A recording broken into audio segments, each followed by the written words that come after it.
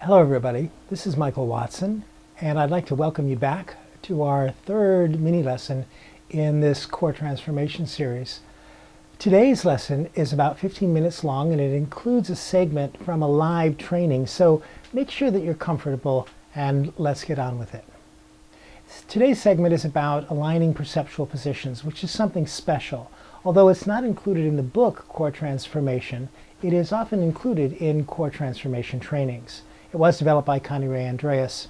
And this is something special that has the potential of revolutionizing all of your relationships. It involves two phases. The first is sorting out the perceptual positions, and then the alignment is the second part. I can't think of a better way to introduce you to the concept of perceptual positions and their alignment than to give you a peek inside the training room where the topic is being introduced. But this next section, aligning perceptual positions, this is about relationships. No question. It is about relationships.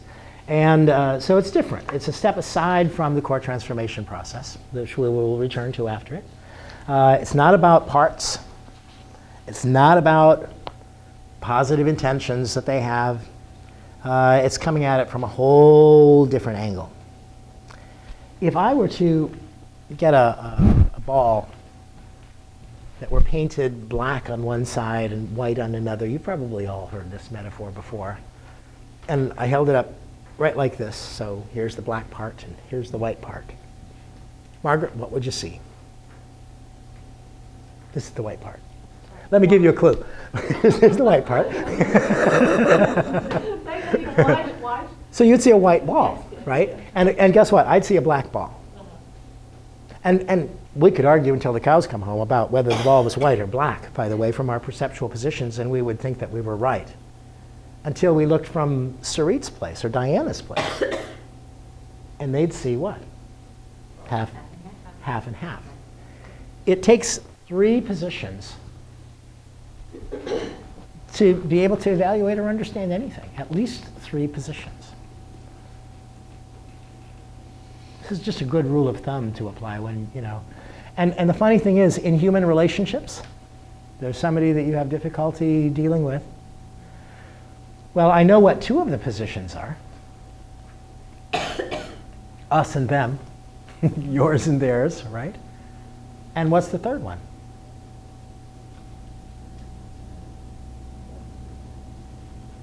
I'll give you a clue. Comes from our good friend Mahatma Gandhi. Another dead fellow. Gandhi was brilliant at negotiating with the British government.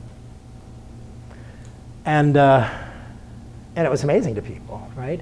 And so he was asked, again, how did he manage to do this? And he said, well, first, he says, when I've got a situation to deal with, he says, the first thing I do, he says, is I look at the situation through the eyes of truth. By the way, what he really meant was, from my point of view, I look at the situation through the eyes of truth.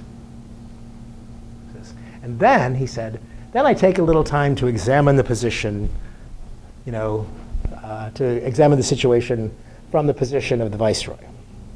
And people that worked in his offices and stuff said that he would physically move into the posture and pace around the office the same way that the viceroy moved. He says, and then finally, he says, I look at the situation from the eyes of the world. And then I have some idea about how to proceed. Make sense? Now, by the way, those of you who have difficult relationships, do you do that? Do you second position shift? That is, do you, my mother told me you should never judge a person until you've walked a mile in their moccasins. I think that's really cool because then you're a mile away and you've got their shoes. but besides that, seriously, right? That there are all kinds of people that we find difficult to deal with. And yet you have no idea what that side of the equation might even be like. The comment that I made the other day about that president from the other political party who, really wasn't wrong. but just really different from over there. You know, the understandings, the values, the, you know, whatever it is that moved him through the world. And in order to even begin to think about having some kind of understanding or agreement, might be that I've got to know what that territory is like.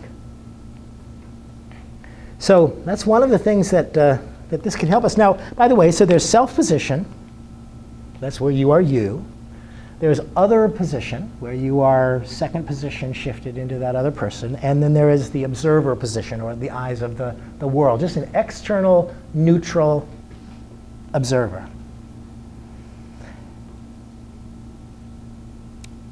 Self-position enables you to consider what your beliefs are, the advantage that it has, and to notice that that when you're in self-position, you have the option of being assertive. That's use. You know, by the way, spend a lot of time in your self-position. I'm not saying that that it's wrong to do any of these other things. I'm saying if you want to get a clearer picture of something or resolve it, then you might want to try them all on, right? But the other position, stepping into the other position, offers you what? What do you get when you step into somebody else's shoes? I'm sorry? A different perspective. A different, well, and particularly a perspective that's more empathetic, that's more understanding. You know, even when you don't like it or disagree, or you know, or even when you don't like it or you disagree. I'll have to remember that one. That works out really well, doesn't it? But a position separate from your own opinion. And then from the observer position, you have an opportunity to look at both of these people and consider what resources are available in that relationship, and to objectively be detached from the emotions of either of those people in order to figure out what has to be done here. A really useful thing. So each has its own resource, and each has its own limitations. What would be the limitation, for example, of being stuck in self?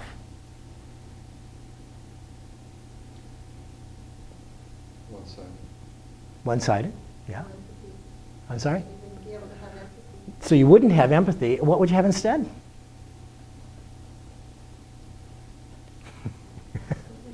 It's a trick question. Selfishness, is that what you said? That's exactly right. That's exactly right. Or, you know, so self-centeredness. So can you imagine if you're a therapist, right? You're stuck in self. So your client comes in and they've had all sorts of tragedies and difficulties in their life. And you say, you think you had problems? I couldn't even find a place to park this morning when I got here. Right?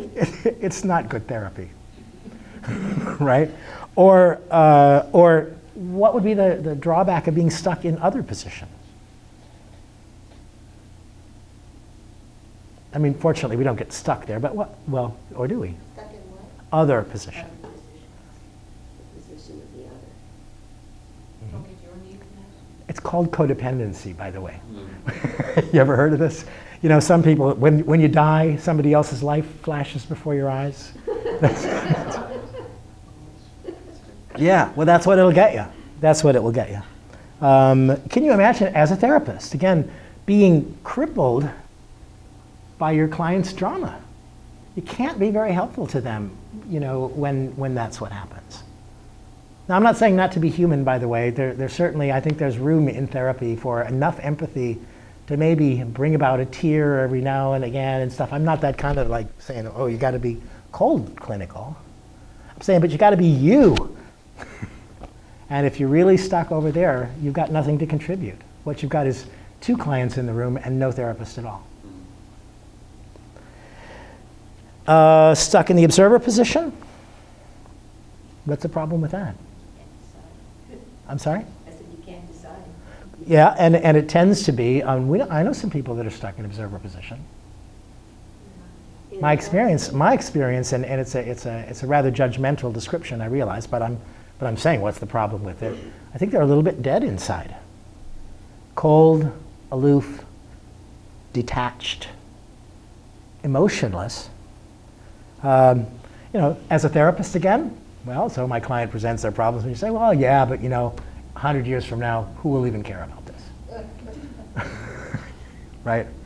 Yeah, not what you want. So the real name of the game is to be able to access all of these positions easily, to be able to use them as available resources to you, rather than to be stuck in any one place or another.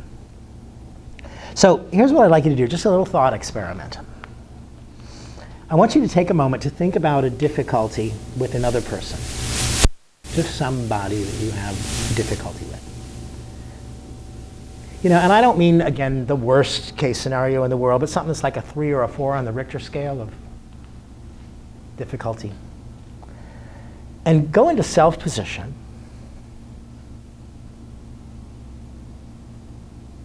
So you can see that other person there, and you're you, of course. But then imagine that you could swing it around so that you're in the observer position for a minute.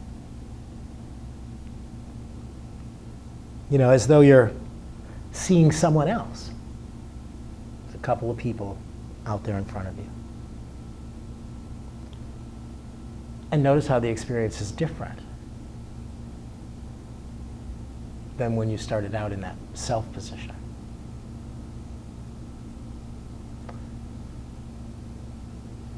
And then swing it around again so that you can put yourself in the other position.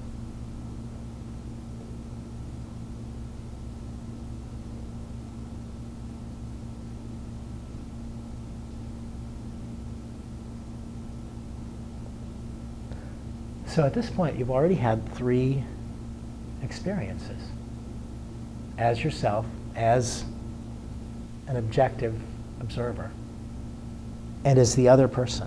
And if you could take all of the information that you can gather from that experience back into the situation, do you notice that maybe some insight, some understanding, some movement becomes a little more possible, becomes a little easier? Now, some of you might already be going, well, wait, I couldn't even really get out of the self position, you know, just yet, or I couldn't get into that other position because God knows I wouldn't want to be her or him or them, you know, whatever it is. And those are the kind of challenges that you get to work with, because I promise you that in each of those positions, there are entire universes for you to explore. And in spite of how it might look from your self position, there really ain't no bad guy out there. There's folks doing what they've learned to do, trying as hard as you are, even when it doesn't look that way to you, to just get through the situation. I had a client one time, I was like really struggling with what can I do with this fella, you know, and he said to me, so I think we switched positions for a minute, because he said to me, well, it's all right, Michael, because you know, really, as far as I can see, we're just all poor sons of bitches trying to get through it. And I thought, well, isn't that insightful? And that poor son of a bitch that you've been having trouble with over there is just that. Somebody just like you, who, for whatever accidents of personal history, may have a different perceptual position than you do about things. You know, but well-meaning, well-intended, positive intended folks, you know, trying to get along in the world. So let's get a break, and then when we come back, we're going to do the aligned perceptual positions exercise. I'm going to demonstrate. We're going to align. So the positions are self, observer, other. We're going to do alignment on 2 of those positions. I'll explain why we don't do the third. We're going to do something with the third one.